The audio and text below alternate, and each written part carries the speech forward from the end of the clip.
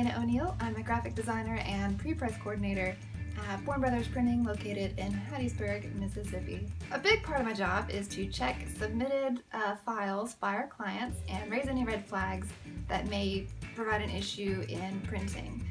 A lot of times that is about bleed.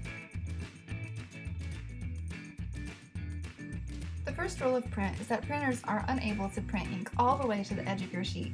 So if your art is intended to bleed off the page, you have to put it on a bigger sheet of paper and cut it down. However, simply putting it on a bigger sheet and adding trim marks does not constitute for having a bleed. Having a bleed actually means that your background goes beyond your trim marks. Here's why. If you've never tried to cut down a stack of paper, it's just about impossible to get it 100% accurate. This means that any fraction of an inch will give you unwanted and uneven margins on your final product. If your bleed is done correctly, no margin will be seen. And if you actually want a margin in your artwork, then great. You don't really need to worry about any of this, but just be sure you give your content a good, safe margin.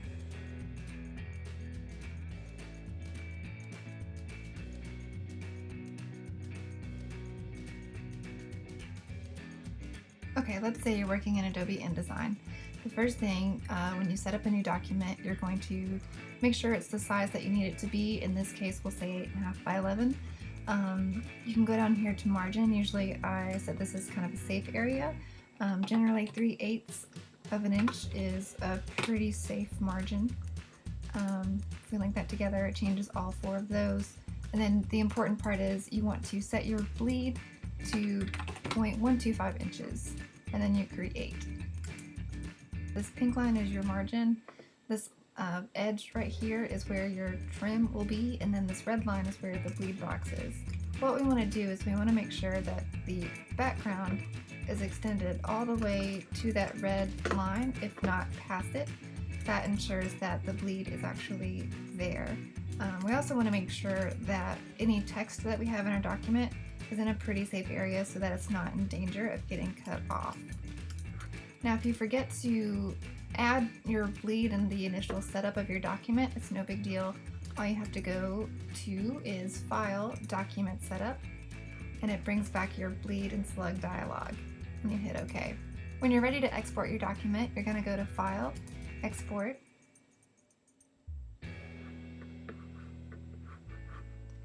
You want to select PDF Print, hit Save, and of course give it a title, unlike what I did.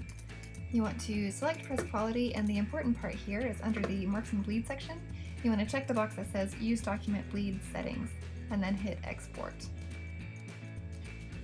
If you're working in Illustrator, it works much the same way. Again, you type in the dimensions you want and then put 0.125 inches in the bleed box.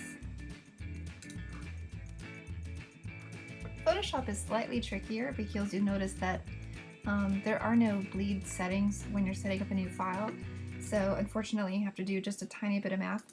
But basically you're just going to add 1/4 inch to whatever document size you're working with. So for example, if you have a flyer 8.5 by 11, you're going to enter in 8.75 by 11.25.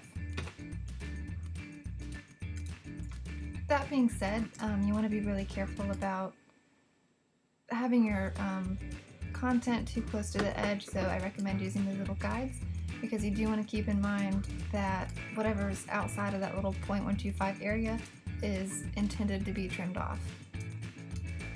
And finally, if you're using Word, I'm just kidding, don't use Word. If you don't have something like the Adobe Creative Suite, I recommend trying either Canva or Adobe Spark. I'm not paid to say that, I'm just not a fan of using Word for design.